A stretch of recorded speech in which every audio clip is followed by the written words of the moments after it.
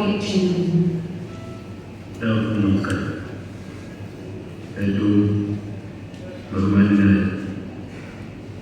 governor Shri Rajendra Vishwanath Arlekar, ബഹുമാന്യനായ മന്ത്രി ഉൾപ്പെടെ എഴുതിയിരിക്കുന്ന ഏറ്റവും വിശിഷ്ടരായ വ്യക്തിത്വങ്ങൾ,